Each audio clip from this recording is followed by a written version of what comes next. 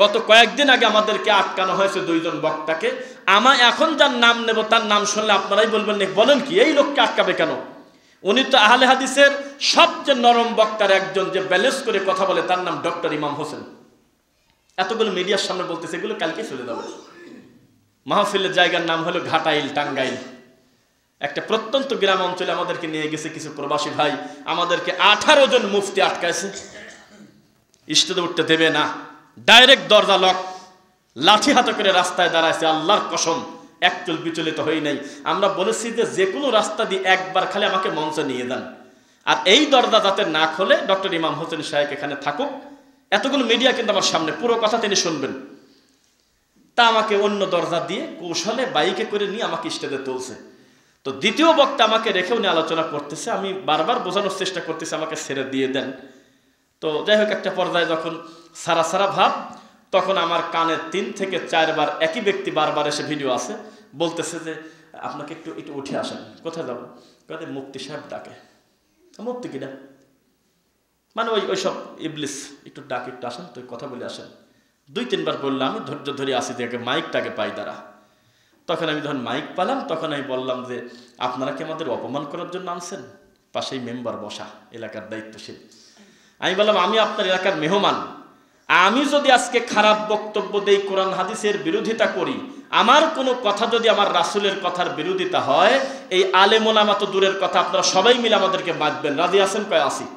তো বললাম, আমি তো এখন বক্তব্য শুরুই করলাম না, তাহলে আমাকে আগেই ঠেকাচ্ছেন কি কারণে? যেই বলছে সব জমান বন্ধ। ঠিক আমাদের মুখামুখি সবুজ পাগড়ি পরা এই সমস্ত বেদাতিরা বসে আছে। আমি বললাম যে আমি ভালো না মন্দটা বুঝবেন হলে আমার বক্তব্য দেওয়ার পরে। তা আমি তো এলাকায় জীবনের প্রথম আসলাম, তাহলে আমাদের 2 জনকে আপনারা আটকাইছেন কি কামে? কয় কেড়ে আটকাইছে? কারা? ওরা সেই খোঁজাখুঁজি শুরু করলো। ওরা তো ওদের মতো চলে গেছে, ভাগিয়ে চলে গেল, এদিক সেদিক কোনা কোনায় ঘোরে। তখন আমরা বক্তব্যে একটা পর্যায়ে বললাম, যেই দেশে হাজার হাজার মীমাংসিত বড় বড় বিদআত, শত শত শিরিক, মানুষ একে যে ব্যাপারে সব ইমাম একমত, এই ধরনের শিরিক আমাদের সমাজে চলে, কিন্তু এরা আমিন মানি নেয় না। এত বড় এদের ইমানের পাওয়ার, এরা বক্তব্য দেওয়াই শুরু করে নাই, মানে শুরু করে দিল। তখন আমি বললাম, এই স্টেজের পাশে আগামীকালকে আল্লাহ না করুক আমার কোন এক ভাই মন্দিরের কাজ শুরু করবে, ঠেকাতে পারবেন? কয়দিন না, ওখানে ঠেকাতে গেলে পিঠের চামড়া না আরো মেলা জায়গার চামড়া ছিঁড়ে ফেলবে টান দিয়ে। এটা গণতান্ত্রিক দেশ, স্বাধীন দেশে প্রত্যেকে তার ইবাদতখানা করতে পারে, স্বাধীন দেশে প্রত্যেকে তার নিজ নিজ মতামত ব্যক্ত করতে পারে, খোলা মাঠে। স্বাধীনতা আছে কিনা? তো মন্দির করতে পারলে আপনারা বলতেছেন যে কেউ ঠেকাবে না, তাহলে আমি বছরে একটা দিন আমি মাহফিল করতে পারবো না কি কাবে? পরে আমরা 2.5 ঘন্টা বক্তব্য দিলাম, 2টা আলেম কোনো কিছু কোলাতে না পেরে শেষ পর্যন্ত একটা ভাঙা বিড়িদের মাথায় লাঠি নিয়ে দাঁড়া ছিল। পরে বাইক নিয়ে যায়, লোকজন মিলে ঠেকায়। 2:15 মিনিটে ডক্টর ইমাম হোসেন আমাকে ফোন দিল যে ভাই আপনি কি নিরাপদে চলে গেছেন? আমি বললাম আমি গাজীপুর চন্দ্রা। তো কয় এই ব্যাপার, আমার তো লাঠি নিয়ে আটকা আছে। তা আমাদের কয়েকজন দিনী ভাই বাইক নিয়ে এসে ঠেকালো। তা আমি আপনাকে যেটা বোঝাতে চাচ্ছি, এই সমস্ত বেদাতিরা বলে এই হুজুরকে আনা যাবে না, এরা করা কথা বলে, এটা হলো শয়তানি করতেছে, আপনি বোঝেন নাই। সব চাইতে নরম হুজুরও যদি নিয়ে এসে দেন তবু তার অসুবিধা আছে। যেমন তাদের কাছে নরম গরম বড় কথা না, তাদের কাছে হলো সুন্নাহ হলো অসুবিধা। তাদের কাছে বেদাতের বিরুদ্ধে বলা যাবে না, শিরকের বিরুদ্ধে বলা যাবে না।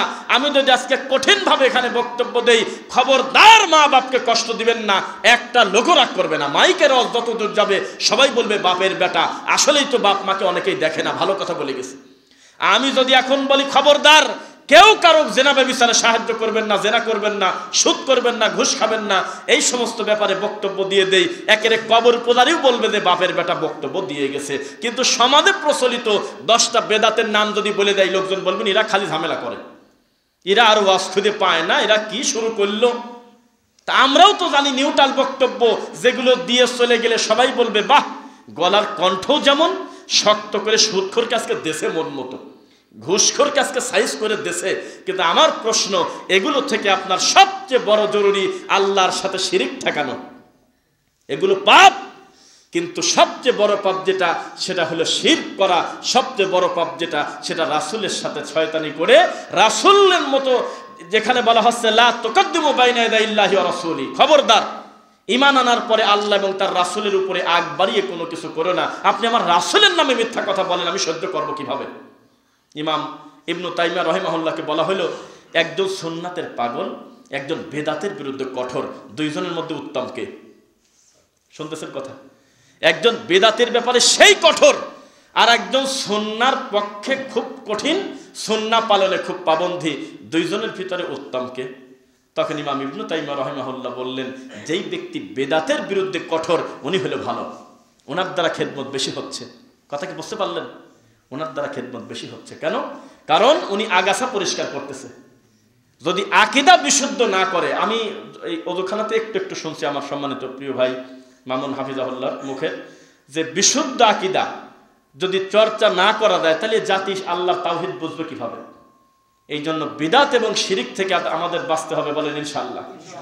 এই সমাজে হাজার হাজার বছর, শত শত বছর বক্তব্য হয়েছে, সুদ আপনারা খাবেন না, এটা হলো মীমাংসিত ব্যাপার। আপনারা ঘুষ খাবেন না, এটা হলো মীমাংসিত পাপ। জেনা ব্যভিচার করবেন না, এটা হলো মীমাংসিত পাপ। এটা কবর পূজারীও জানে যে এটা পাপ, কিন্তু বেদাত করা যে পাপ এটা সবাই জানে না। শিরিক যে একটা পাপ এটা সবাই জানে না। তো যেটা জানে না নেকি মনে করে করে, সেটার ব্যাপারে বেশি কথা বলা উচিত না। আপনি আমাকে খালি বলেন যে একটা জেনাখোর জেনা করে নেকি মনে করে, হাত তুললে আমি দেখি সেই লোকটাকে। সুদ খায় একটা টাকা, কিন্তু নেকি মনে করে খায়। আরে এই সুদের মাধ্যমে আল্লাহ আমার অনেক টাকা দিচ্ছে, আমি নেকি বেশি পাচ্ছি মনে করে, জি না। কিন্তু বিদআত করার কারণে ব্যক্তি দিন ধ্বংস করে দিচ্ছে। এই কথাটাই শেখ আকরামুজ্জামান বিন আব্দুস সালাম মাদানী শব্দচয়নে হয়তো ভুল হয়ে গেছে, দুটাই খারাপ, জেনাও খারাপ, বেদাতও খারাপ, কিন্তু ভালো শব্দটা দেওয়ার কারণে এখানে একটু ঝামেলা। কিন্তু এটা মনে রাখবেন, পৃথিবীর যে কোনো পাপ ব্যক্তির নিজের ক্ষতি করে, কিন্তু বেদাত আর শিরিক লোকটার ইমানের ক্ষতি করে, ইসলামের ক্ষতি করে, ইসলামের ক্ষতি করে। বহু আমার জানা মতে বহু ইমাম আছে যে ইমামটা ওই আপনার বহু অন্যায়ের সাথে জড়িত, সুদ খায়, অনেক বড় বড় পাপের সাথে জড়িত, অনেক অন্যায় করে।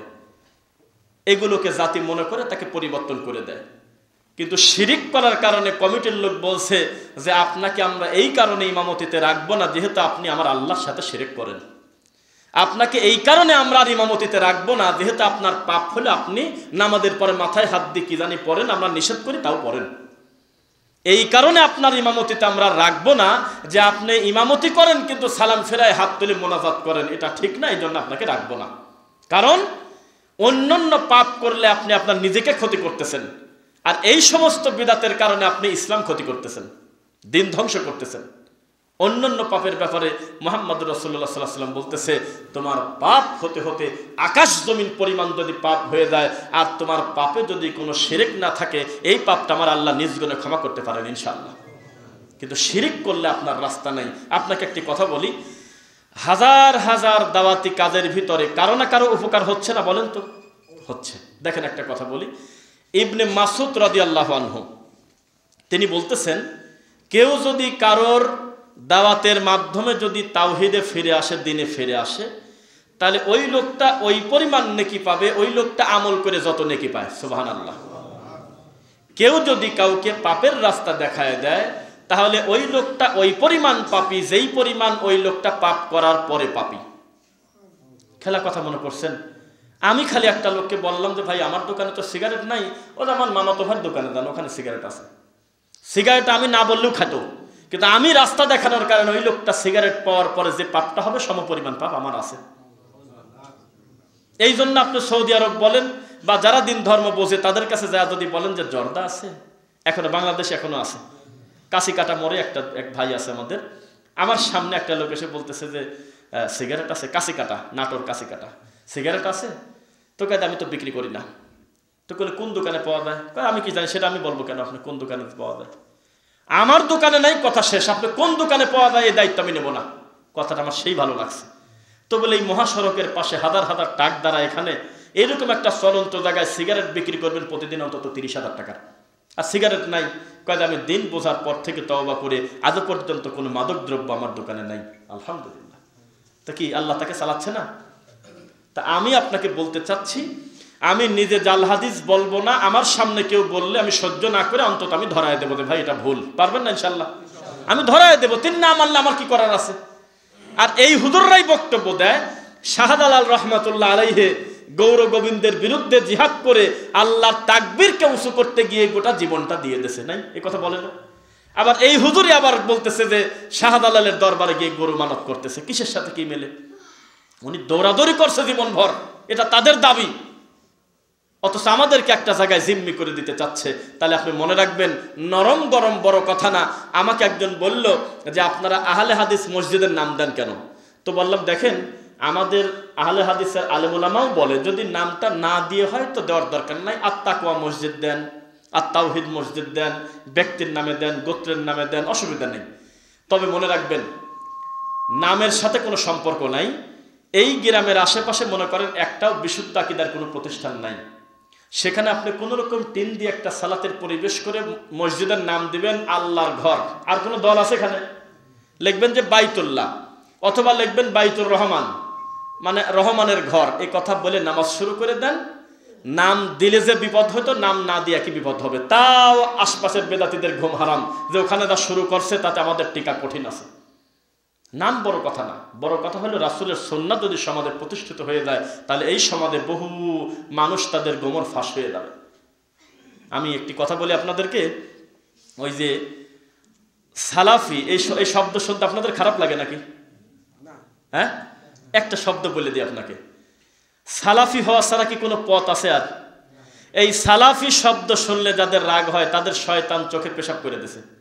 একটা কথা বলি আপনাকে, মা আনা আলাইহি ওয়া আসহাবি, এর থেকে আর শক্ত দলিল আল্লাহর জমিনে হতে পারে না। নবী বললেন আমি এবং আমার সাহাবায়ে কেরামকে যারা আদর্শ মনে করে তাদের ফলো করে তারাই পাবে ফেরকায়ে নাজিয়া উত্তম পথ। আমার প্রশ্ন, এর বাইরে যত আকীদা আছে, একটা লোক আজকে বক্তব্য শুনলাম, একটা বড় হুজুর প্রকাশ্যে বলতেছে আমরা হলো আশারি মাতুরিদি আকীদার লোক। আল্লাহর কসম আজকে শুনলাম আশারি মাতুরিদি এর লোক আমরা, ডাইরেক্ট বলে দিচ্ছে। তো এটা কোন কোন কথা বলেন? তাহলে ওরা বলতেছে হাজার হাজার বছর পরে একটা লোক দুনিয়াতে ডেলিভারি হয়েছে সেই লোকের নাম অনুসারে, আর আমি বলতেছি মুহাম্মদ সাল্লাল্লাহু আলাইহি ওয়াসাল্লামের সাহাবীদের নাম নিয়ে যে আমি সালাফি, তাও অসুবিধা। কি করবেন বলেন? যেই দেশে আশরাফ আলী থানভীর বইটা কোরআন মাজিদের উপরে জায়গা পায়, সেখানে আপনি কি বলবেন? মুখ দিয়ে কি বলবেন বলেন? তার মানে এ জাতির ডিসিশন নিয়ে এনেছে এই জমিনে কোরআন হাদিস কোনোদিন প্রতিষ্ঠিত হতে দেব না, কিন্তু এমনি তারা মনে করে আমরা দিন কায়েম করব। কিসের ভিত্তিতে কায়েম করবেন?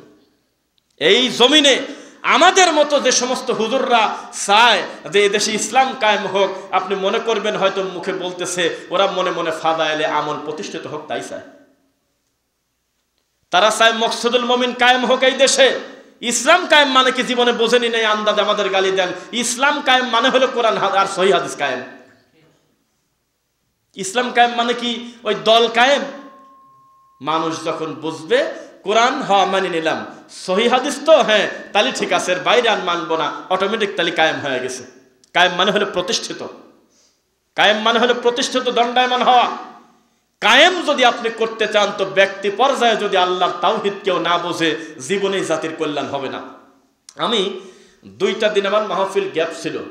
হে আল্লাহ, আমি তোমার ঘরে দাঁড়ায় বলতেছি, হে আরশের মালিক, আমি যদি মিথ্যা বলি আমার প্রতি তোমার লানত। আর কি বলবো বলেন? আমি নিজে আমার বাড়িতে শুয়ে পড়ে ওই পাশে বেদাতীদের বক্তব্য হয় বড় বড় নামের আগে আল্লামা, মুফতি, শাইখুল হাদিস, এরা এমনি মাঠে ময়দানে বলে যে কুয়াকাটাকে আমরা পছন্দ করি না, কিন্তু 98% এই দেওবন্দি বেদাতিরা এই কুয়াকাটির কণ্ঠ নকল করে ফার্সি ভাষায় 1 ঘন্টা প্রায় 40 মিনিট ধরে ফাজলামো করলো। আমি নিজে আমার বাসায় শুয়ে শুনলাম। আমার বাসা থেকে বলতেছে, মানুষের কি একটু ঘেন্নাও লাগে না, একটু লজ্জাও লাগে না যে রাত বাজে 10:30, এখন বক্তা আমাদের সামনে উর্দু শের আর ফার্সি শের বলতেছে? কে তাকে শিখে দিয়েছে? গজল বলতেছে। এই তো দুনিয়া। হাজার হাজার মানুষ আল্লাহু আকবার বলে চিৎকার দিয়ে দিচ্ছে। কোরআন তেলাওয়াত যখন করে মুখের দিক তাকানো যায় না, ভেংসি দিয়ে দিয়ে ওঠে, 3-4 আয়াত একসাথে মিলায়ে পড়তেছে। কে শেখা দিয়েছে? যার উপরে কোরআন নাজিল হয়েছে তিনি পড়তেন আলহামদুলিল্লাহি রাব্বিল আলামিন, থেমে যেতেন। আর রহমানির রহিম, থেমে যেতেন। আম্মাজান বলতেছে আমাদের আয়েশা রাদিয়াল্লাহু আনহা যে আমার স্বামী যখন কথা বলতেন মুহাম্মদ সাল্লাল্লাহু আলাইহি ওয়াসাল্লাম, তখন তার কথা কেউ চাইলে গুনতে পারত। কতগুলো শব্দ মুখ দিয়ে বলেছে এটা গোনা যেত। আর আমাদের দেশে যে সমস্ত মাহফিল হয়, কি পরিমাণ কান্নাকাটি আর সুর দিয়ে কি যে বলতেছে, আপনার কি মনে হয় এ ধরনের কোনো কথা সাহাবায়ে কেরাম এই গতিতে বলতে পারে? চলতেছে মাহফিল। নবী সাল্লাল্লাহু আলাইহি ওয়াসাল্লামের সামনে একদিন রাস্তা থেকে একটা ছোট গাছ, এমন কোনো বড়ও না, কাটি সরাই দিল যাতে পথচারীর সুবিধা হয়, এইটুক কর্ম দেখে আমার নবী বললেন ইমানের হলো শাখার ভিতরে এটা একটা শাখা।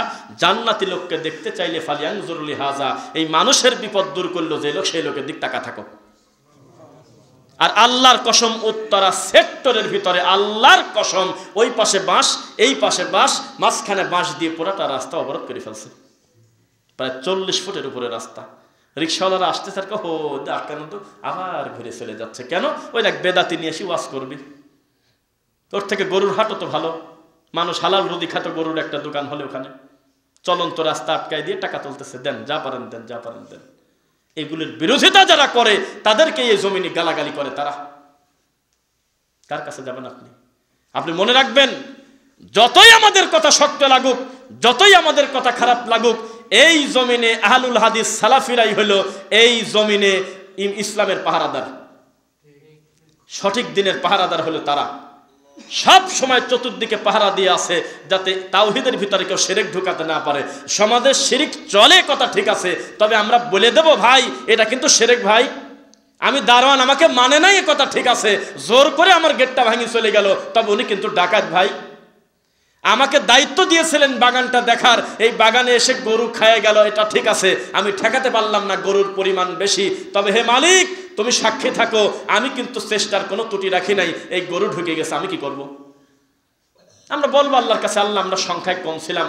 বেদাতিরা আমাদের বলতো যে আমরা নারায়ে তাকবীর দিলে আমাদের এক একটা মাহফিলে যে পরিমাণ লোক হয়, তোদের সারা বাংলাদেশে সে লোক নাই। আমরাও জানি বড় হুজুর বক্তব্য দিলে লক্ষ লক্ষ লোক জনতা হয় এক জায়গায়, আমাদের 200 মাহফিলে এত লোক হয় না, আমরা স্বীকার করলাম। এখনো যদি খোলা মাঠে বাহাস আমরা হারিয়ে যাবো, দলিলে হারবো না, লাঠিতে হারবো আর গালিতে হারবো আর সংখ্যায় হারিয়ে যাবো।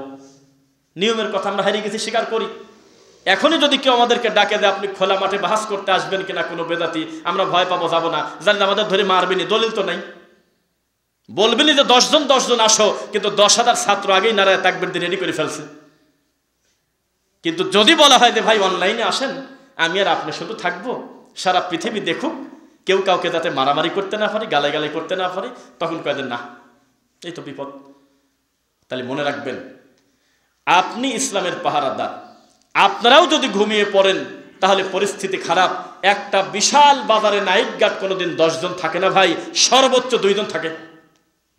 এমনও নাম জানি বলবো না, এমনও কিছু গ্রাম আছে আল্লাহ সৃষ্টি করছে, ব্রেনও খুব একটা ভালো না, পাগল ছাগল বলে গ্রামের লোক, তার হাতে একটা অস্ত্র তুলে দিয়ে বলতেছে তুই খালি রাত্রি ঘুরবি, 8 ঘন্টা 10 ঘন্টা ডিউটি। ওই পাগলের হাতে একটা অস্ত্র থাকার কারণে বাকি লোকজনের মাথায় ঢুকে গেছে ডাকাতদের যে এত সহজে যে কোনো দোকান ভেঙে ঢোকা যাবে না, অন্তত আওয়াজ রাখার একজন আছে। সেখানে মদিনা বিশ্ববিদ্যালয় থেকে ডিগ্রি নিয়ে আসা লোক, আকীদার উপরে ডক্টরেট করা লোক, মদিনা বিশ্ববিদ্যালয় সহ সারা পৃথিবীতে তাওহীদের প্রচার করা লোক, একদম সৌদি আরবের পাঠ্যপুস্তকে যাদের কিতাব রয়েছে, এমন বিদ্বান ও দিন বোঝা আমাদের এই দেশে আছে কিনা বলেন? এখন আপনি পাগল পেয়েছেন নাকি আমি আপনাকে সহজে ছেড়ে দেব? গোটা বাজারটা আমরা আটকে দাঁড়িয়ে আছি তাওহীদের পতাকা নিয়ে, কোনো লাঠি হাতে নয়, আল্লাহর দিন নিয়ে। বেদাত এবং শিরক আমরা ঢুকতে দেব না ইনশাআল্লাহ। কি মনে করতেছেন আপনারা যে আমরা ব্যক্তিকে সন্তুষ্ট করে তারপরে লাইনে আসবো? জি না। গত কয়েকদিন আগে যেই লোকটা কয়েক বছর আগে আমাদের শায়েখদেরকে অকথ্য ভাষায় গালিগালাজ করত, সেই লোকটা তার বিবেকের কাছে হেরে গিয়ে ওই লোকের বক্তব্য ছাড়া এখন কারোর বক্তব্য ভালোই লাগে না। কয়েকদিন আগে যারা খোলা মাঠে আমাদের নামে মিথ্যা বলল, আমাদের ছবিতে লাল চিহ্ন দিয়ে বলতো এরা খুব কঠোর, তারাই কয়েকদিন পর আবার ফেসবুকে লেখছে দূর থেকে যা মনে করছিলাম তা না রে, আলাদা করে দেখা সাক্ষাৎ করতে দেয়া দেখি বক্তব্যের মাঠে যত করা, বাস্তবে লোকটা একেবারেই ঠান্ডা। আর তোমার হুজুরের চিনি আমরা, হুজুর শুয়ে আছে, রাত 11টার সময় উঠবে মঞ্চে, এই 9টা থেকে হুজুরের পায়ে তেল ডলে, হাত পাও টিপে দিচ্ছে দাদার বয়সী বাপের বয়সী লোক, পায়ের কাছে যা টাকা ফেলে, মাথাটা নিচের দিকে দিয়ে একটু দোয়া করে দেন। কত রং ঢং মানুষ শিরিক করতেছে, তার কোনো কিছু আসা যায় না। এগুলি হলো আকাবির পূজা। দুঃখে মরি, 3টা বক্তা মাগরিবের পর থেকে বক্তব্য দিল, 3 জনই কুয়াকাটির এই জাল হাদিস আর হলো ওই ফার্সি শের বানায় বানায় পাবলিকের সামনে বলতেছে ঢাকা উত্তরাতে আল্লাহর কসম। কি অবস্থা বলেন এই তো জাতির। এভাবে যদি তাদেরকে না ঠেকানো যায় দাওয়াতি কাজের মাধ্যমে, দলিলের মাধ্যমে যদি তাদেরকে প্রতিরোধ না করা যায়, সামনে মাহফিল বনাম সার্কাস, আলাদা কোনো কিছু লাগবে না, সার্কাস কেউ যদি বলে যে আমাদের এলাকায় সার্কাস হবে, খুব একটা বড় পাপ হবে না, তবে একটা কথা, সার্কাসের থেকে এগুলো বেশি ক্ষতি। সার্কাস করে মানুষের কিসের ক্ষতি? টাকার ক্ষতি, পাপ করে ফেলায়, কবিরা গুনাহ করে। কিন্তু এই সমস্ত বেদাতি বক্তব্য, জাল হাদিস, এগুলো বলে বলে মানুষের ইমানের ক্ষতি করে। সার্কাস যিনি পরিচালনা করেন তিনিও বলে নাই আমার এই সার্কাসে ঢুকলে 2টা নেকি হবে। আর এই সব বেদাতি মাহফিলে লেখা থাকে আপনার রুহের মাগফিরাত কামনার্থে অসীম সওয়াবের ভাগী হন। বাদ আসর হইতে সারা দেশের আন্তর্জাতিক খ্যাতি সম্পন্ন মুফাসসির কোরআন ওয়াজ ফরমাইবেন, আপনারা নিজ নিজ দায়িত্বে মৃত পিতা মাতা আত্মীয় স্বজনের রুহের মাগফিরাত হবে, চলে আসেন। কত কষ্ট করে তারা চলে যাচ্ছে। আর ওই মাহফিলে যে বইগুলো বিক্রি করতেছে এগুলো হলো নিয়ামুল কোরআন। কোরআন শব্দটা থাকার কারণে মানুষ কিনতেছে শত শত কপি, হাজার হাজার কপি। ঠিক তার পাশে আছে বুখারী, ধরার লোক নাই। ঠিক তার পাশে আছে মিশকাতুল মাসাবি, ধরার লোক নাই। ঠিক তার পাশে আছে এত বড় একটা এত বড় জিনিস পড়ে কিনা, নিয়ামুল কোরআন হলো ছোট কোরআন, এটা পড়ি, এটা বলে কোরআন। অথচ রামায়ণের থেকে খারাপ। ও যদি কোরআন মাজিদের সূরা ফাতিহাটা পড়ে অনুবাদ পড়তো কতই না কল্যাণ হতো। ও নিয়ামুল কোরআন দেখে কোরআন শব্দটা পাওয়ার কারণে মনে করতেছে এটা মনে হয় ছোট কোরআন, অথচ তাবিজের বই। কি করবেন? এই জাতির পরিস্থিতি কত খারাপ। আপনি মনে রাখবেন, লা তালবিসুল হাক্কা বিল বাতিল। বক্তব্য দিতে গেলেই এই ভয়টা আমার অন্তত কাজ করে। আল্লাহ বলতেছে খবরদার তোমরা হক আর বাতিল গুলায় ফেলো না। ওয়ালা তাকতুমুল হাক্কা ওয়া আনতুম তা'লামুন। জেনে শুনে তোমরা সত্যকে গোপন করো না, সত্য যেটা সেটা খোলা মাঠে বলে দাও। আপনাকে আমি বলেছিলাম আমার এক বক্তব্যে তা গাইল শুনতেছি দার্লিং, আমি তার কারণ নামটাম বলি নাই, আমি খালি বলছি যে সমাজে প্রচলিত 10টা বিদআত আর 5টা শিরিকের নাম বলে আমাদের এই দেশে কোনো হুজুরও জনপ্রিয়তা ঠিক রাখতে পারবে না। কি পরিমাণ গাল যে দিচ্ছে আমার, আর সবাই শেয়ার করে, মিলিয়ন মিলিয়ন ভিউ মানুষের কাছে পৌঁছে, লোকজন খালি গালি দেয়, কয় তুই মিজানুর রহমান আজহারিকে বললি কি কামে? কি করবেন? একটা মাস্টার দেখলাম, উনি শিক্ষক, প্রফেসর নামের আগে ফাইন একটা কমেন্ট করছে যে মিজানুর রহমান আজহারি সাহেবকে কেউ এটা শেখায় দিয়েছে যে আপনি প্রতিটা মাহফিলে একটা করে গান বলেন, এটা আমার বিশ্বাস হয় না। এটা উনি একাই বলে, কেউ তাকে কথা শেখায় দেয় নাই যে আপনি বিষয় নির্দিষ্ট করে দিলাম, আপনি সবাইকে এক করে দেন, শিয়া আপনার ভাই, হিন্দু আপনার ভাই, সবাই আপনার ভাই, এটা বলে দেন। কেউ তাকে শেখায় দেয় নাই। তার কাছাকাছি আসা সাহসই তো পাবে না, এত বড় লোক যার নামের উপরে লক্ষ লক্ষ লোক আসবে। এই লোকের সামনে গিয়ে কোন লোকের সাহস আছে আমি যা শেখা দেবো তাই বক্তব্য দেন? সাহস আছে কারণ? উনি একা একা ইচ্ছা করেই এইগুলো গোপন রাখে। সমাজে প্রচলিত বিদাতের কথা বলে না, শিরকের কথা বলে না, তাওহীদের বিষয়ে তার সিরিয়াস কোনো বক্তব্য নাই। খালি একই কথা, আমরা তো সব একই আছি। সেজদা দিচ্ছ তুমি, মাজারে অসুবিধা কি আছে? আমি দিচ্ছি না, তাতে কি তুমি আমার ভাই? শিয়া আমার ভাই, হিন্দু আমার ভাই, এটা হলো? জি না, কিভাবে হয়? ইন্নামাল মুমিনুনা ইখওয়া, মুমিন আমার ভাই, মুশরিক আমার ভাই না। লা তাত্তাখিযুল ইয়াহুদা ওয়ান নাসারা আউলিয়া, খবরদার তোমরা ইহুদি খ্রিস্টানকে বন্ধুরূপে গ্রহণ করো না। বা'দুহুম আউলিয়া ও বা'দ, তারা নিজেরা নিজেদের ভাই, তোমার কেউ না। সুযোগ পালি তোমার হাঁটু ভেঙে দেবে, অথচ তারা আমার ভাই। এটা হলো? এটা বলা যাবে? এবার একটা কথা দেখেন, আল্লাহ সুবহানাহু ওয়া তাআলা কিভাবে মানুষকে করে। ইদানিং একটা জিনিস খুব ভাইরাল হয়েছে, আল্লাহর কুদরতি পা, কুদরতি হাত। হচ্ছে কিনা ফেসবুকে? আল্লাহর হাতকে কুদরতি হাত বলা, আল্লাহর চোখকে কুদরতি চোখ বলা, আল্লাহর দেখাকে কুদরতি দেখা, আল্লাহর পাকে কুদরতি পা বলা, এটা হচ্ছে না ফেসবুকে? আমাদের আহলে হাদিসের বক্তব্য নেয় নাই। আরেকজন হানাফি বিদ্বানের বক্তব্য দেখলাম মুখামুখি দুইজনের দেওয়া। উনি বলতেছে আল্লাহর পাকে কুদরতি পা বলা মানে পরোক্ষভাবে আল্লাহকেই অস্বীকার করা। ফাইন লাগলো কথাটা শুনে। আল্লাহর হাতকে কুদরতি হাত বলা মানে হাতটাকেই অস্বীকার করা। আল্লাহ যেভাবে তার ব্যাপারে বলেছেন সেভাবেই আপনি রাখেন, ব্যাখ্যা করার দরকার নাই। আল্লাহ বলেছেন যে আমার হাত আছে, কি রকম আছে তার কাইফিয়ত আমরা জানি না, আমরা বলবো লাইসা কামিসলিহি শাই, তার হাত তার হাতের মতো। আমি তো পণ্ডিতি করতে যাবো কেন? আল্লাহ বলেছে আমি জাহান্নামের ভিতরে পা ঢোকা দেব, কিভাবে দেবে, পার গঠন কি রকম, এইটা বর্ণনার দায়িত্ব আমাদেরকে দেওয়া হয় নাই, কারণ তিনি হলো খালেক, আমরা হলো মাখলুক। তাহলে আমি যদি বলি এটা হলো কুদরতি পা, কুদরত আবার কিনা? ওই যে বিশ্ববিদ্যালয়ে এক লোক বারবার বলতেছে ওই প্রকৃতির অবস্থা কিন্তু ভালো না ভাই, প্রকৃতির অবস্থা ভালো না, প্রকৃতি কখন যে কি করে এরকম বারবার বলে। পরে একটা লোক রাগিয়ে দেয়, বলে আরে প্রকৃতি কিনা, প্রকৃতি তো আল্লাহ, আল্লাহর নাম নেন না মুখে, মুসলমান দাড়ি ভরা মুখ, খালি বলতেছেন যে কুদরত, কি বলে প্রকৃতি, প্রকৃতি কিনা, প্রকৃতি তো আল্লাহ।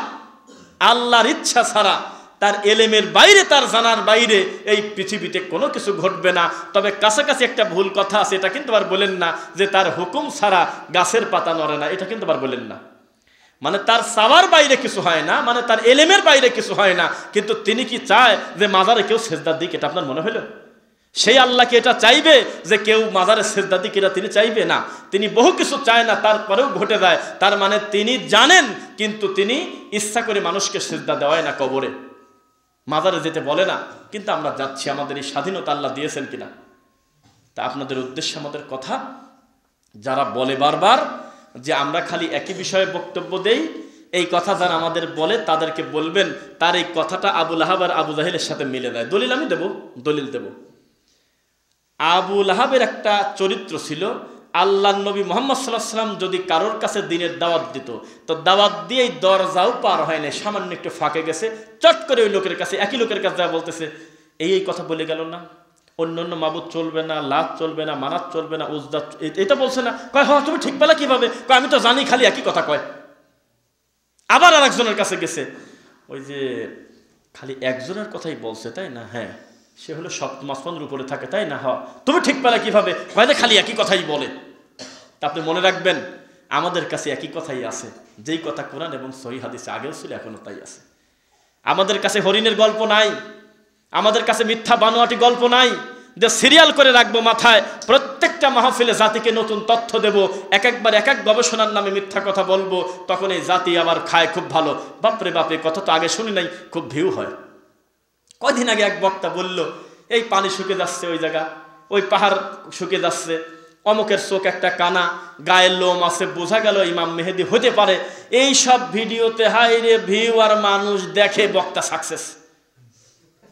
তার মানে নতুন কিছু দেওয়া লাগবে, নাউজুবিল্লাহ পড়েন। নতুন কোনো কিছু দেওয়ার নামে, গবেষণার নামে ইসলাম নিয়ে ঠাট্টা মস্করা করা যাবে? আপনি ডাইরেক্ট বলে দেন, কুল হুয়াল্লাহু আহাদ। ও ভাই, আমার আল্লাহ বলেছেন, তার রাসূলকে আপনি বলে দেন আমার আল্লাহর কোনো শরীক নেই, তিনি অদ্বিতীয়। আল্লাহুস সামাদ, তিনি অমুখাপেক্ষী। লাম ইয়ালিদ ওয়ালাম ইউলাদ, তিনি জন্ম নেয় নাই, কাউকে জন্ম দেয় নাই। ওয়ালাম ইয়াকুল্লাহু কুফুয়ান আহাদ, তার সমকক্ষ কেউ নাই। তাহলে কিভাবে আপনি মুনাজাতে বলতে পারেন, আল্লাহ তোমার অমুক অমুক অমুক অমুক হক্কানি আল্লাহর ওলির ওসিলায় তুমি আমাকে ক্ষমা করে দাও? এত সিদ্দিক সরতে চাই ভালো। সিদ্দিক তো মানুষের কাছে কি বলছিল, আমার ভুল হয়েছে ক্ষমা করে দেন, নির্দিষ্ট কারণ নাম নেয় নেই। কিন্তু আমরা দেবতা বসায় রাখছি, আল্লাহ তোমার অমুক অমুক পীর সাহেব, অমুক অমুক মেজ হুজুর, অমুক অমুক বড় বড় আল্লাহর ওলি, আল্লাহ তুমি তাদের রুহানি দুয়ার ফয়েদ আমাদেরকে নসিব করে দাও। তার মানে আমরা মাটি দেই নেই, ওরা তাজাই আছে, ওই তাজা লোকটার রুহানি দুয়ার ফয়েদ আমাদেরকে দিয়ে দাও। নাউযুবিল্লাহি মিন যালিক। হবে না, ডাইরেক্ট বলতে হবে, আল্লাহ আমি হলো মাখলুক, তুমি হলো খালেক, আমার এত হিসাব বুঝি না, আমি পাপী, তুমি ক্ষমা করে দাও। কারণ তুমি ডাইরেক্ট বলছো তুমি শেষ রাতে নেমে আসো প্রথম আসমানে, এখন আমি তোমার কাছে বলি আমার ঋণ আছে, ঋণটা ক্ষমা করে দাও। আল্লাহ আল্লাহ আমি খুব বিপদে, আমার ব্যবস্থা করে দাও। আল্লাহ আমার জুতা ছিঁড়ে গেছে, জুতাটা ঠিক করে দাও। এটা যাতে সহজ হয়, এটা বলা যায় না? মনে হয় ঠিক পেয়ে গেছেন সব। জুতা ছিঁড়লেও কোয়া যায়, আল্লাহ জুতা ছিঁড়ে গেছে, আপনি সহজ করে দেন। সে আল্লাহর কাছে সব কিছু চাওয়া যায় না। ইযা সাআলতা ফাসআলিল্লাহ। নবী সাল্লাল্লাহু আলাইহি ওয়াসাল্লাম মৃত্যুর আগে যেই শব্দটা বেশি বেশি বলেছেন, তার একটা শব্দ হলো যা দরকার আল্লাহর কাছে চাও। এত সুন্দর করে সাহাবীদেরকে রেডি করার পরেও চাই 300-400 বছর পর থেকেই আবার এই ব্যক্তি আলাদা আলাদা ভাগ হওয়া শুরু করলে, এটাই বাস্তবতা। নবীর ছেলে যাকে পরিকল্পিত করে আমার রব্বুল আলামিন সম্মান দিয়ে আবুল নাস, মানুষের আব্বা বানালেন, তার নিজের এক বেটা আরেক বেটাকে মারিয়ে ফেলছে। হক বাতিলের লড়াই ছিল না আগে? নবীর ছেলে এক ছেলে আরেক ছেলেকে মারিয়ে ফেলছে, মানে এখানে কিন্তু হক বাতিল ছিল, এটা মানে খেয়াল করেন নাই? অনেকেই বারবার বলে যে ওই আপনার কি বলে মেয়ে নিয়ে ওই হলো বিয়ের বিষয়টা, জি শুরু হয়েছে বিয়ের বিষয় ঠিক আছে, কিন্তু পরবর্তীতে এটা হয়ে গেছে আল্লাহর হুকুমের উপরে। আল্লাহ যখন কোরবানি কবুল করলো না, তখন তার বোঝা উচিত যে আমার প্রতি আমার রব অসন্তুষ্ট। আমি আমার আব্বার মতো বলি যে রব্বানা যালামনা আনফুসানা ওয়া ইল্লাম তাগফির লানা ওয়া তারহামনা লানাকুনান্না মিনাল খাসিরিন। আল্লাহ নিজের প্রতি জুলুম করছি, আল্লাহ আমার বাজেটে যে ভুল ছিল সেটাকে বিয়ে করবো, আমি উল্টা নীতি করলাম কেন, আমাকে ক্ষমা করে দেন, হিসাব শেষ। সে তখন অহংকারী হয়ে এই হকটা মানতে না পেরে বলল ইয কররাবা কুরবানান ফাতুকবিলা মিন আহাদিহিমা ওয়া লাম ইউতাকাব্বাল মিনাল আখর ক্বালা লা আকতুলান্নাক। ডাইরেক্ট বলতেছে আমি তোমাকে হত্যা করব। আর যাকে মারতে চাচ্ছে তার মুখের শক্তি কত বেশি, তিনি বললেন ইন্নী আখাফুল্লাহ, দেন মারি, আমি আমার আল্লাহকে ভয় করি। সুবহানাল্লাহ। তো এই কথা কি আপনারা বলতে পারবেন? বিদাতিরা আমাদের যতই গালি দিক আমরা বলবো আমরা আল্লাহকে ভয় করি, আমরা কোনোদিন আমাদের দাওয়াতি কাজ বন্ধ করবো না ইনশাআল্লাহ। আচ্ছা, শর্টকাটে কয়েকটা কথা বলে শেষ করি। সবাই খেয়াল করছেন তো ইনশাআল্লাহ? ও আমাদের মা বোনদের ব্যাপারেও কিছু কথা বলবো, একটু তাকবীর দেই, শব্দ বড় কথা না, দেখতেছি আপনারা সুস্থ আছেন কিনা। লিল্লাহি তাকবীর। একটি বিষয় বলি, দেখবেন এই গত সময় মিডিয়াতে কিছু বক্তব্য হুজুরদের ওয়াজ নিয়ে একটা সমালোচনা হয়েছে, হুজুরদের গালিগালাজ নিয়ে, ওয়াজের নামে গালিগালাজ। একটু লিখলে দেখবেন যে মূলধারার টেলিভিশনে জাতির সামনে দেখাইছে ওয়াজের নামে কি পরিমাণ গালিগালাজ মাহফিলে হয়। আল্লাহর শুকরিয়া আদায় আগেই করেন, ওর ভিতরে ওই সিরিয়ালে আহলে হাদিসের একজনও নেই। 26 জন বেদাতি হুজুরের মুখের ভাষা এত খারাপ যে তাদের এই শব্দ নিয়ে একটা 18 মিনিটের একটা টিউটোরিয়াল, একটা ইউটিউবের একটা ভিডিও, সেটা অনলাইন ডাইরেক্ট চলে গেছে হলো সরাসরি টেলিভিশনে। 4টা পর্ব করছে, কোন চ্যানেল মনে নাই, 4টা পর্ব করেছে। এই পর্বের ভিতরে আহলে হাদিসের একজনের নামও ঢোকে নেই। কারণ শত করা কথার ভিতরেও তারা কখনো হালালকে হারাম, হারামকে হালাল বলে না। তারা আরেক ভাইকে অস্ত্র হিসেবে গালিটাকে বেছে নেয় না, দলিলের ভিত্তিতে করা কথা বলে, ঠিক কিনা? তারপরে এখন যদি ইউটিউবে লেখেন টিকটক হুজুর, দেখবেন যে ওর ভিতরে একটাও সিরিয়ালে আহলে হাদিসের কোনো বক্তা ঢোকে নেই। আলহামদুলিল্লাহ। আমাদের বক্তব্য কাটি কাটি টিকটক করা যায় না, এত কাটা কাটা কথা টিকটক করা যায়। একটু কাঁদে না, সুর দিয়ে উল্টে পড়ে না, গলা ধরে পড়ে না, গান কয় না, নকল করে না, তো বানাবো কি দিয়ে টিকটক? দেখে কিনা, এই জন্য যে বসেন কয়। তারপরে হলো মুরব্বী কোনে চলে গেলেন আপনি নাকি এই সব শয়তানি করে, ওটা পরিকল্পিত, আপনারা হয়তো ঠিক পান না। ওই বক্তার নাম সার্চ দিয়ে দেখবেন এ ধরনের ঠাট্টা মস্করা সে প্রতি মাহফিলেই করে। তার মানে তারা সুপরিকল্পিতভাবে বসে থাকে, আমার কোনো একটা অংশ যদি জাতির সামনে মিলিয়ন মিলিয়ন ভিউ হয়, আমার টাকাও ইনকাম হবে, জাতিও আমাকে চিনবে। আপনাদের একটা কথা বলি, মনে আছে কিনা, 2-1 একটু কথা বলবেন। আজকে থেকে বছর 3 আগে ভোলা, বরিশাল দ্বীপ জেলা ভোলা, এই ভোলাতে বেদাতিরা নিজেরা 2 গ্রুপ হয়ে একটা বাহাস করছিল, নাম দিছিল আহলে হাদিস বনাম হানাফি। দেখছেন কেউ? মাশাআল্লাহ, মনে আছে। তো ওই ব্যাপারে আমি শোনের একটু ভূমিকা নিয়েছিলাম। আমি ডাইরেক্ট ওই লোকটার নাম্বার ম্যানেজ করছিলাম, তার বাড়ি হলো নোয়াখালীর একটা জায়গায়, যিনি এটাকে লিড দিয়েছে। উনি বলল, দেখো আহলে হাদিসদের কাছকে হারায় দিলাম, অথচ ওরা নিজেরা 2 গ্রুপ। আহলে হাদিস যাকে সাজাইছে তার মাথায় রুমাল দিয়েছে, রুমাল টুমাল দিয়ে একটু মুখটা ঢাকা ঢাকা করে রাখছে, আর এই পাশে বসাইছে হলো যাদের নাম দিয়েছে হানাফি। ওরাও দলিল দেয়, এরাও দলিল দেয়। লাস্টে ওরা পাড়ি দেওয়ার পর ওর লাইভ এসে বলতেছে, দেখছেন বলছিলাম না যে আহলে হাদিসরা বাতিল, এই দেখেন আজকে হারা দিলাম। এত খারাপ লাগলো, আমি নাম্বার ব্যবস্থা করে ফোন দিছিলাম, আল্লাহর কসম এই রেকর্ডটা আছে। ফোন দিছিলাম, আসসালামু আলাইকুম। ওয়ালাইকুম সালাম। ওস্তাদ ভালো আছেন? আলহামদুলিল্লাহ। আপনি অমুক তো? জি।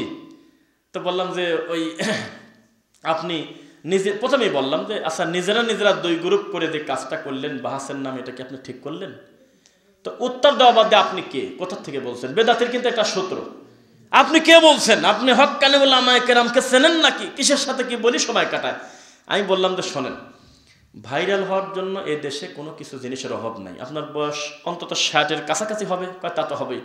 তো বললাম যে আপনি যদি ওই দিন আপনাদের গ্রামের বাজারে যায় তো ল্যাংটা হয়ে যদি আধা ঘন্টা দৌড় দিতেন, একটু সবচাইতে বেশি লাভ হইতো। মুহূর্তের ভিতরে আপনার এই ল্যাংটা ছবিটা মিলিয়ন মিলিয়ন মানুষের কাছে পৌঁছে যেত। কেরে একটা জুব্বা পরা টুপি পরা হুজুর, আমাদের শাইখুল হাদিস, আমাদের আল্লামা, আমাদের এত বড় হুজুর ল্যাংটা কেন? সবচেয়ে বেশি মানুষ আপনার দিকে তাকায় থাকতো। আপনি বুঝলেন না কি কামে? এ কাম করতে গেলেন কি কামে মসজিদের ভিতর? খালি খালি আপনি 2 গ্রুপে বাহাস করতে গেলেন, আপনি বোকা। আর পর থেকে এইটা নেন কাজ। বহু বাউল ফকির যারা ওই মাজারে মাজারে গান বলতো, তারা টান দিয়ে এখন বর্তমান হয়েছে আল্লামা। 2-1 নাম বললাম, চেনেন? কয় হচ্ছেনি। তা আপনি এই ভুল করলেন কি কামে? আপনি একটা হাফ প্যান্ট পরে দৌড় দিতেন, এটা ল্যাংটা হয়ে একটা জোর দিয়ে দিতেন, লোকজন আপনার পিছনে সেই রকম ভাবে ছুটতো। আরে আমার হুজুরের কি হলো, একটু পরে জুব্বা গায়ে দিতেন। এই 3 মিনিটের এই ভিডিও মরা পর্যন্ত আপনার টানি নিবেন লাগতো। এই দেশের কোটি কোটি মানুষ বলতো যে এই হুজুরকে আমরা চিনি, যেখানে নামতেন সেখানে লোকজন ঘিরে ধরতো, ছবি তুলতো, যে মালেক খান রে ল্যাংটা হয়েছিল একদিন। তাহলে নিজেকে দেখানোর তো প্রক্রিয়ার অভাব নাই দুনিয়াতে। আপনি কিভাবে আল্লাহর দিন নিয়ে মজা করলেন? আপনি এ কাজ করতে গেলেন কেন? ইসলাম নিয়ে, দিন নিয়ে, সুন্নাহ নিয়ে, হাদিস নিয়ে মজা করতে গেলেন, আর আপনি কি করলেন? ওই গ্রুপের লোকের দিয়ে মোনাজাত করালেন শেষে। তখনই তো আপনি ধরা খেয়ে গেছেন। তখনই তো আমরা বুঝছি যে আহলে হাদিসের লোক এতগুলো আলেম এক জায়গায় বসে এই সবাই মিলে বেদাতি মোনাজাত করবে, এটাও আমরা বিশ্বাস করব। আপনি তো শখেই হারিয়ে গেছেন। পরে আমার ওই অন্যান্য লোক দিয়ে ফোন দিয়ে কয়েকদিন গালিগালাজ করালেন, পরে ঠিক করল। এই হলো বেদাতি। মনে রাখবেন, তারা সুন্নাহ দেখলে তাদের অসুবিধা। এই জমিনে যদি আল্লাহর তাওহীদ প্রতিষ্ঠিত হয়ে যায় তাদের অসুবিধা আছে, এটা তারা মনে করে। এবার একটি কথা বলি, আমাদের মা বোনরা আছে এখানে, মা বোনদের কোনো কথা না, সবাই একটু বলেন তো দেখি, আল্লাহর হকে এই পৃথিবীতে সবচেয়ে দামি ইবাদতের নামটাকে একটু বলেন সবাই। আল্লাহর হকে দুনিয়ার সবচেয়ে দামি ইবাদতের নাম কি? সালাত। সন্দেহ আছে? এই দেখেন শয়তান কত তার দিক থেকে, সে উল্টা দিক থেকে সফল, আমাদের মা বোনদের সালাতকে হত্যা করে দিয়েছে। বোঝেন না মনে হয়? আমাদের মা বোনদের সালাতকে হত্যা করে দিয়েছে। এই শব্দটাই আমি মুখ দিয়ে বললাম, এটা আমি আপনাকে এক এক করে বলি। প্রায় 19টা জাল হাদিস রেডি করছে আমাদের মা বোনদের সালাতকে রাসূলের সালাত থেকে বিচ্ছিন্ন করার জন্য, যার একটাও কোনো দলিল নেই। অথচ তাদের শুধু ইমামতিতে আমাদের মতো আলাদা কাতার হবে না পুরুষদের, আর হলো ভুল গেলে কথাবার্তা না বলে হাতে হাতে তালি দেবে। এছাড়া আদায়গত কোনো পার্থক্য ছিল না। রুকু এক, সিজদা এক, হাত বাঁধা এক, সব এক। কিন্তু এই সালাতটা আপনি একটা মা বোনের সালাত যদি তাকায় দেখেন, আপনার আফসোস হবে এটা নামাজ কি করে হয়। পুরা হাত বিছাই দিয়ে সিজদা দিচ্ছে, একেবারে শুয়ে পড়তেছে, একেবারে নাম মাত্র কোন রকম কাঁধটা নিচু করে, এর নাম দিয়েছে রুকু। হাতটা বুকে বাঁধাটা দানা এমনি নাম মাত্র এভাবে একটু উল্টাপাল্টা করে রাখে। এই দৃশ্য দেখায় দেখায় তারা বলতেছে যে মা বোনদের সালাত আর পুরুষদের সালাত ভিন্ন। আল্লাহর কসম, এই পৃথিবীতে একটা হাদিস নাই যে হাদিসটা প্রমাণ করে উক্ত হাদিসটা হলো পুরুষের নামাজের, আর এই পাশের হাদিসটা মহিলাদের নামাজের নাই। আমার নবী দুই ধরনের নামাজ শিক্ষা দেয় নাই।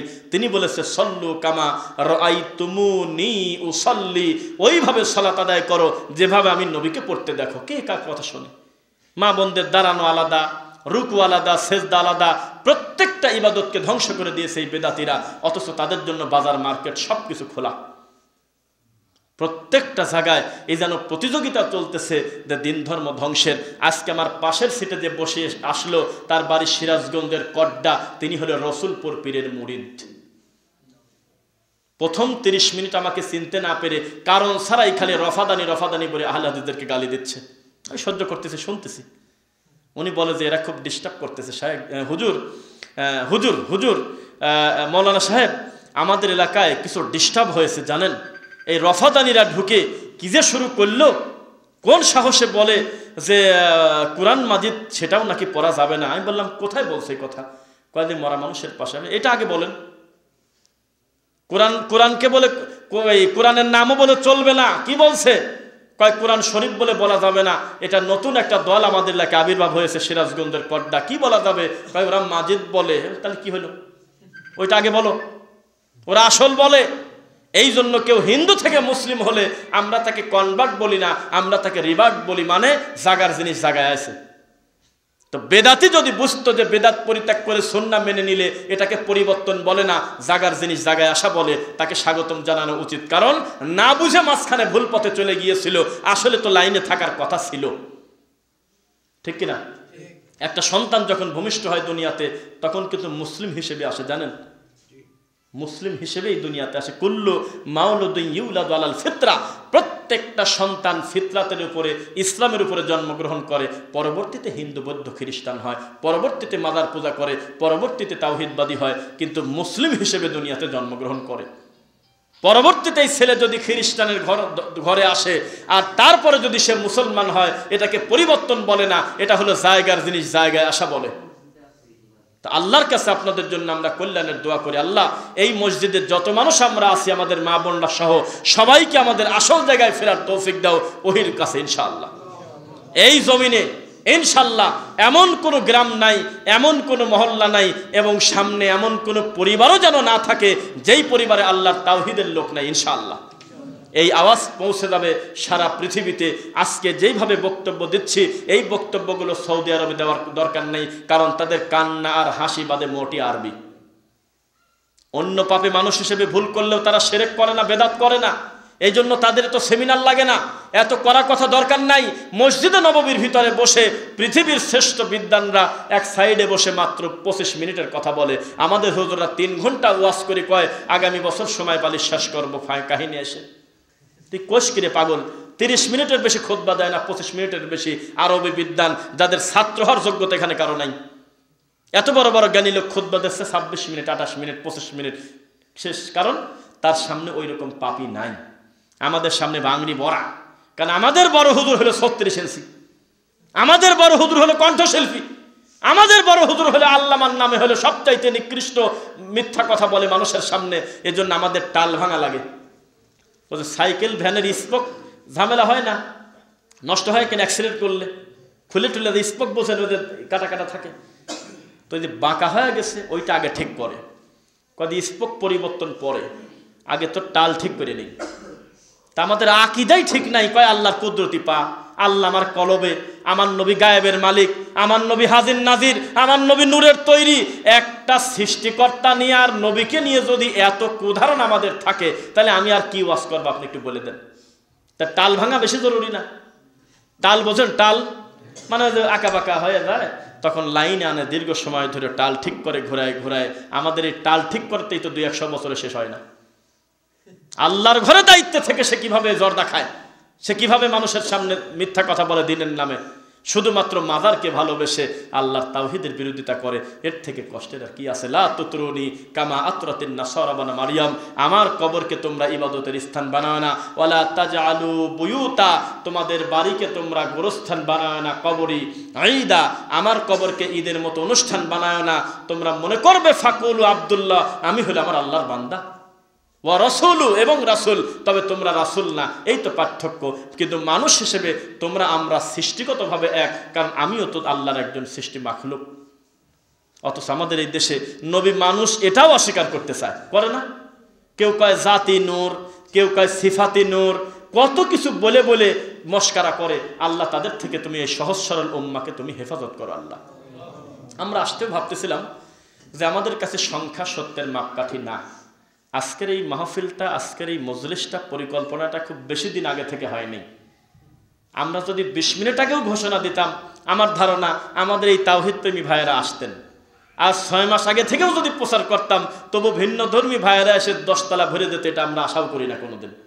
যাকে আল্লাহ ভালোবাসবেন, একটু আগেও যদি খবর পায় আমাদের বিশুদ্ধ আকীদার আমার একজন দায়ী আসতেছে, তখন সে আত্মা দিয়ে চলে আসে যে যাক আমার ভাই আছে কিনা। তো সেই হিসেবে আলহামদুলিল্লাহ 2 মামুন ভাই আমাদের পাশে বসে আছেন। এভাবে কোনোদের সামনে বলা হয় নাই। 2 জনকেই আল্লাহর জন্য অন্তর থেকে অন্তরস্থল থেকে ভালোবাসি আলহামদুলিল্লাহ। কারণ এদের জাগতিক কোনো জিনিসের অভাব আছে এটা আপনি মনে করবেন না। এত গালি দিচ্ছে এই মাজারালারা, থাক এ ঝামেলা আমি নেব কে? আমি তো কোনো ভেরিফাইড আলেম না, আমি তো কোনো মাদ্রাসার প্রিন্সিপাল না, আমি এ টেনশন নেব কি কামে? খালি 5 ওয়াক্ত নামাজ পড়বার শুয়ে থাকবো, এটা মনে করতে পারতেন কিনা? হয়তো মাঝে মধ্যে ভিতরে আসলেও 10 মিনিট পরে আবার তাওহীদ তাকে নাড়াচাড়া দিয়ে বলে, তুইও যদি শুয়ে থাকিস কাজটা করবে কে রে? তুইও যদি ঘুমিয়ে যাস এ মাঠে নড়াচড়া করবে কে? এত কষ্ট করে দাওয়াতে কাজ করতে করতে আজকে থেকে 5 বছর আগে তোমার সাথে কয়জন ছিল, এখন কয়জন আছে? কিছু না কিছু কাজ তো হচ্ছে নাকি? হচ্ছে কিনা? আগে মনে হতো যে ডানে বামে কেউ নাই আমি ছাড়া, এখন তো অন্তত 20 জন দিন বোঝা মানুষ আল্লাহ প্রতিটা ঘরে দিচ্ছে। সেই কথা চিন্তা করে তারা এইভাবে দাওয়াতি কাজ করেন। আমরা চেয়েছিলাম একটা জায়গায় দাওয়াতি কাজ করব, যেটা আমাদের রক্ত ইমান দিয়ে আদর যত্ন দিয়ে আমাদের 2 ভাই সহ সবাই মিলে চেষ্টা করেছে মাইপাড়াতে আর তাকওয়া মসজিদ আল্লাহ প্রতিষ্ঠা করে দিয়েছেন আলহামদুলিল্লাহ। একটা সম্মেলনও হয়েছে। তারপরেও আমাদেরকে স্বাধীনভাবে আল্লাহর কথাগুলো বলাটা সেখানে একটু কঠিন। তারপরেও আজকের দিনটা যাতে বিফলে না যায়, মুমিনের কোনো অবসর নাই, নয় দুনিয়ার লাভ হবে নয় পরকালের লাভ হবে, হতেই হবে একটা না একটা। অকারণে বসে থেকে দাবা খেলে হলে শয়তান, এটা শোকরের রক্তের ভিতরে হাত ভরে দেওয়া। সেই হিসাবে আজকের সময়টা কাজে লাগানো হলো। আমাদের এখান থেকে 20-25 কিলো হয়তো ফাঁকে একটা মাহফিলও আছে, আল্লাহ চাইলে সেখানে আমরা যাব। আমাদের সফর প্রায় 9 ঘন্টা 43 মিনিট পরে আল্লাহ এই ঘরে আমাদেরকে আনলেন। এরপরে আপনাদের মুখামুখি থাকার পর আমাদের ভিতরে কোনো ক্লান্তি নেই আলহামদুলিল্লাহ। পানি ছাড়া প্রায় 7.5 ঘন্টা একটা কিছু গালে দেয় নেই। এরপরও আপনাদের অ্যাটেনশন বা আপনাদের সামনে এসে 2টা কথা বলতে পেরে আমরা তৃপ্তি বোধ করি, আল্লাহ সন্তুষ্টি যে আল্লাহ আমাদের দ্বারা তুমি কিছু কাজ নিচ্ছ আলহামদুলিল্লাহ। আল্লাহকে বলি, আল্লাহ এই প্রোগ্রামটা সুন্দর করার জন্য যাদের মেহনতের মাধ্যমে এতগুলো ভাই আমরা এক জায়গায় হয়েছি, তুমি আল্লাহ উত্তম বিনিময় দান করো। আমাদের মা বোনদের উদ্দেশ্যে বলবো যে শোনেন, কিছু কিছু জায়েজ কাজও মাঝে মধ্যে অবধারিত হয়ে যায়। যেহেতু চতুর্দিকের বাজার খোলা, মার্কেট খোলা, ডান্সের বার খোলা, বেপর্দা, বেহায়াপনা, জেনাবাবিচার, পরকিয়া, টিকটক, মোবাইলে আসক্ত, গেম, শত শত পাপের রাস্তা আপনি ঘরে বসে করতে পারেন। আজকের দিনে আমি আশা করব আল্লাহর ঘরের সাথে একটু টাচে থাকেন আপনি। সেটা হালাকা হোক, দার্স হোক, জুমার খুতবা হোক, এই সমস্ত জিনিস আপনি বেশি বেশি আসেন, এসে আল্লাহর ঘরের এই দৃশ্যগুলো তাকায় দেখেন, সালাত আদায় করেন, ইবাদত করেন। মহিলারা বললে আল্লাহর নবী যেতে তো বললেন ঈদগাহ মাঠে, তা আমাদের শরীর যে খারাপ, কয় নামাজ পড়ো না, কিন্তু এই দোয়ায় থাকো, ওই টাকা দেখো, ইসলামের ওই দৃশ্যটা টাকা দেখো, আনন্দ দেখো। আল্লাহর নবী গায়ে যে কাপড় ওড়না যে ঠিক মতো নাই, কয় যে ঠিক আছে, তোমার বান্ধবীর প্রতিবেশের ওড়না প্রয়োজনে ধার করে নিয়ে তুমি ঈদের মাঠে গিয়ে তুমি এই দৃশ্যটা তাকায় দেখো, ইসলামের এই সৌন্দর্যটা তাকায় দেখো। এই জন্য আপনাদেরকে মসজিদ থেকে সরায় দিয়ে অটো অন্যভাবে তারা চাচ্ছে যে বাজারমুখী করতে, নাউজুবিল্লাহ, মার্কেটমুখী করতে, এটা যেন না হয়। আপনারা আসবেন, যখনই শুনবেন যে এখানে দার্স হচ্ছে, হালাকা হচ্ছে, আচ্ছা, তখনই আপনারা আসবেন, এটা আমরা আশাবাদী ইনশাল্লাহ।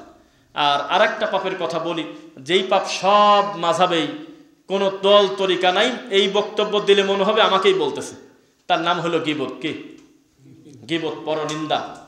এর থেকে বড় বোকা পৃথিবীতে আছে আমার জানা নাই, যে নিজে কষ্ট করে টাকা পয়সা রোজগার করে একেবারে অকারণে একটা শত্রুর বাড়িতে দিয়ে আসে। এইরকম রোগী দুনিয়াতে আছে আমার জানা নাই। আছে কি আপনার মনে হয়? যে নিজে হাড় ভাঙা পরিশ্রম করে দিন শেষে যতগুলো টাকা রোজগার করে সব টাকা দিয়ে এসে তার বাড়িতে দিয়ে আসে, যে তার সম্পত্তি জোর করে খায়। এটা যেমন চায় না, যদি আল্লাহর ভয় থাকতো মানুষ এটা চাইতো না, যে আমি যদি লোকটার অকল্যাণই চাই, তাহলে আমি সেই লোকটার আমার অ্যাকাউন্টের কষ্টার্জিত আমি নেকি দেব কেন? চাইতো কেউ? গীবতের এটা করতো কেউ? তার মানে যখন আপনি আরেক ভাইয়ের গীবত করতেছেন, আপনি মরা ভাইয়ের গোশত খাচ্ছেন, বলেন নাউযুবিল্লাহ, তখন আপনি নিজের কষ্টার্জিত নেকি আপনি সেই লোকটার নামে ব্লুটুথ করা বলেন, শেয়ারিট বলেন, এইটা করলে তাও নিজেরটা থাকে, একেবারে ফরম্যাট করে দিয়ে দিচ্ছেন, যা সব দিয়ে দিলাম তোকে। আস্তাগফিরুল্লাহ। জান্নাতীরা জান্নাতে যাওয়ার আগে প্রত্যেকে পেরেশান থাকবে। ও একটা কথা বলে, এটা সুখবর দেই, ইয়াউমা নাদউ কুল্লা উনাসিম বিইমামিহিম, বিচারের মাঠে প্রত্যেকে তার ইমাম সহ উঠবে। এটা কি জানা আছে? প্রত্যেকে কে সহ উঠবে? আহারে, একজনের নাম বলবো, তার জন্য আত্মা ভরে সবাই দোয়া করবেন। তার নাম আল্লামা ইবনে কাসির রহিমাহুল্লাহ। বলেন রহিমাহুল্লাহ। এই লোকটা তার তাফসিরে লেখছে, এই আয়াতের তাফসির লিখতে গিয়ে তিনি লেখছে, এই আয়াতের তাফসিরে পৃথিবীতে সবচাইতে সৌভাগ্যবান হলো আহলে হাদিসরা, কারণ তাদের ইমাম হলো মুহাম্মদ সাল্লাল্লাহু আলাইহি ওয়াসাল্লাম। সুবহানাল্লাহ। বলছে মাঝখানে তারা কারণ নামই নেয় না, ইমামকে কয় মুহাম্মদ সাল্লাল্লাহু আলাইহি ওয়াসাল্লাম, মাযহাব কি কয় ইসলাম। তাহলে আমরা আশা করি বিচারের মাঠে আমাদের ইমাম হবেন মুহাম্মদ রাসূলুল্লাহ সাল্লাল্লাহু আলাইহি ওয়াসাল্লাম।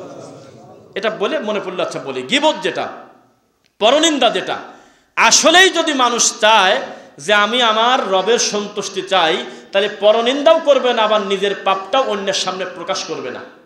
হাফিজ মিন আসরারিক, সংরক্ষণ করো তোমার গোপনীয়তা। আপনি বলে দিলেন, জানেন এক সময় আমি 2 প্যাকেট সিগারেট খাইছি দিনে, এটা তোমার বলার দরকারটা কি? এক সময় আমি, আমার সামনে কেউ টিকতে পারে নাই, 5 জনকে আমি মারিয়ে দিছি, এটা তোমার বলতে দরকারটা কি? তুমি তো সেখান থেকে ফিরে আসলে, তোমার এই পাপের সাক্ষী আল্লাহ ছাড়া কেউ ছিল না। তুমি বললে, জানো আমি কলেজে পড়ার সময় আমি 5টা মেয়ের সাথে খারাপ কাজ করছি, বলে না অহংকার করে। মনে রাখবে, তুমি যখন জেনা করতেছিলে তখন সাক্ষী ছিল 1 জন 2 জন, আল্লাহ আর ওই মেয়েটা। কিন্তু এখন তুমি খোলা মাঠে বলে এতগুলো মানুষের সামনে তোমার গোপন পাপটা ফাঁস করে দিলে, বিচারের মাঠে পরিস্থিতি খারাপ আছে বলে রাখো, জেনে রাখো। এই জন্য অন্যের গীবত করবেন না, আবার নিজের পাপের কথাও আরেক ভাইকে বলবেন না ইনশাআল্লাহ। 2, আমাদের যে গীবতের বিষয়টা শক্ত করে বলি, সবাই খেয়াল করবেন, বিশেষ করে রুহামা ও বাইনাহুম, কাফেরদের বিরুদ্ধে কিন্তু আমরা কঠোর না নরম? আপনারা মুহাম্মদুর রাসূলুল্লাহ, তিনি হলো সে ওয়াল্লাযীনা মাআহু আশিদ্দা আলাল কুফার, মুহাম্মাদের অনুসারীদের একটা বৈশিষ্ট্য, তারা কাফেরদের বিরুদ্ধে খুব কঠোর। রুহামা ও বাইনাহুম, কিন্তু নিজের ভাইয়ের ব্যাপারে তারা নরম। তা আমাদের যাদের আকীদা এক, মানহাজ এক, সব এক, আমাদের কি হিংসা একে অন্যের বিরুদ্ধে করার দরকার আছে? খবরদার। প্রত্যেকটা লোকের একই শায়েখের বক্তব্য ভালো লাগবে সেটা কি জরুরি? কিন্তু আপনার ভালো না লাগলেই তিনি অসল, এটা আপনার মনে হলো? ওই হতে পারে কুড়িগ্রাম, হতে পারে পঞ্চগড়ে আপনার অপছন্দের শায়েখকে দিয়ে আল্লাহ এমন খেদমত নিচ্ছে, শত শত মানুষ দিন বুঝে ফেলতেছে।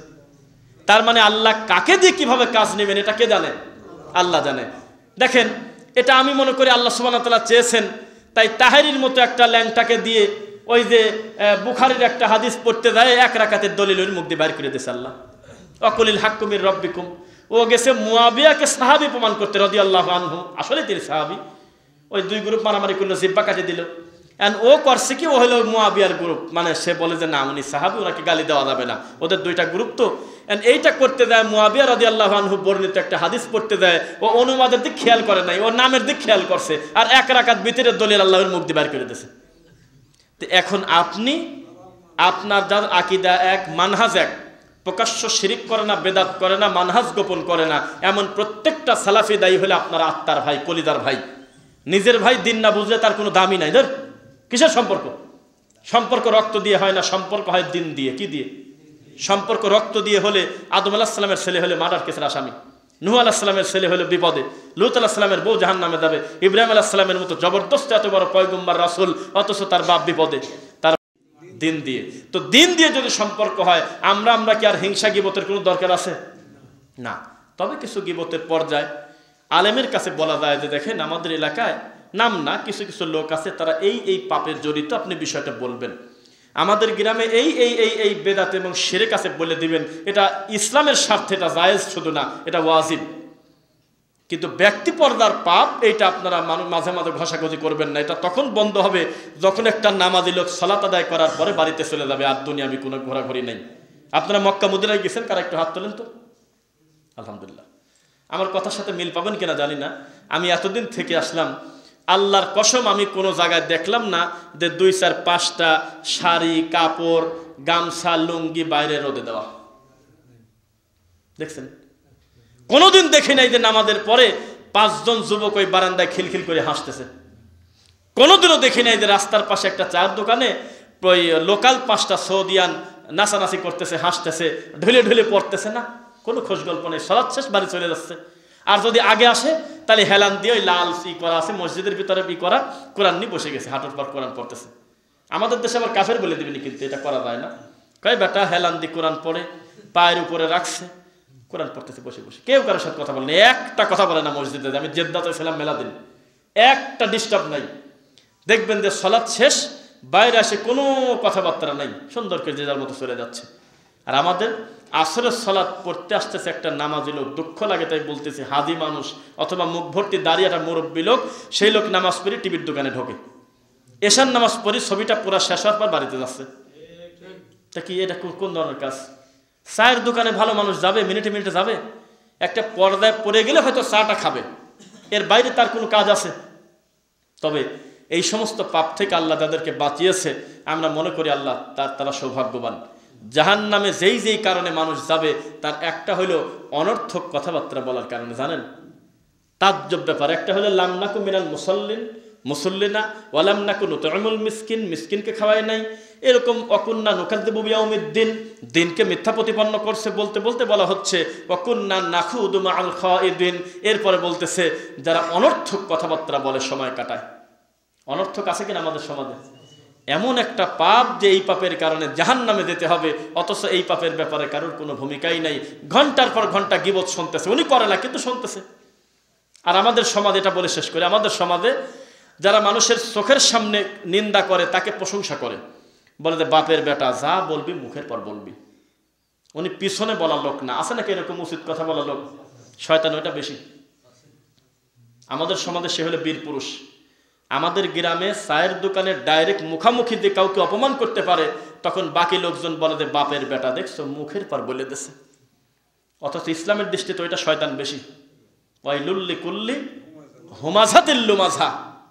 কি হলো বলেন? সামনে এবং পিছনে নিন্দা যারা করে তাদের জন্য জাহান্নাম।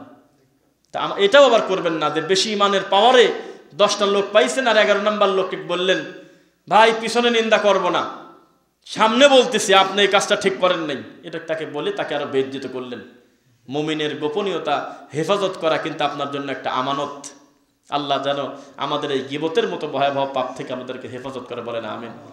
হয়তো আল্লাহর পক্ষ থেকেই এটা আমাদের জন্য একটা নিয়ামত আমরা মনে করি যে আল্লাহ যে বিষয়গুলি আমরা মানুষের সামনে বলি আমাদের বলার ধরনটা জাতির সামনে একটু সিরিয়াসনেস লাগে বলে আমরা মনে করি, আলহামদুলিল্লাহ।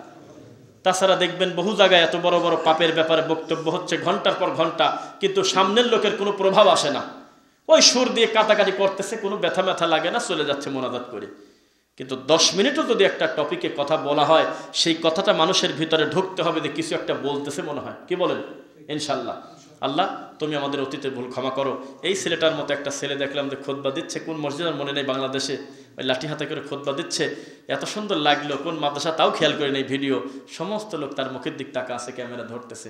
আমি চিন্তা করলাম আল্লাহ এখন যদি সিসি ক্যামেরা লাগানো হয় বেদাতি মসজিদে, শতকরা 98টা মসজিদের প্রায় 50% মুসল্লি মুরগির মতো জমায়, ঘুম পাড়তেছে, এত বড় বড় হুজুর খুতবা দিচ্ছে, কারণ কোনো ফিলিংস নাই, ওই খুতবার ভিতরে কিছু নাই, মশলা নাই, যা খুশি বলে যাচ্ছে, কোনো টাইম টেবল নাই।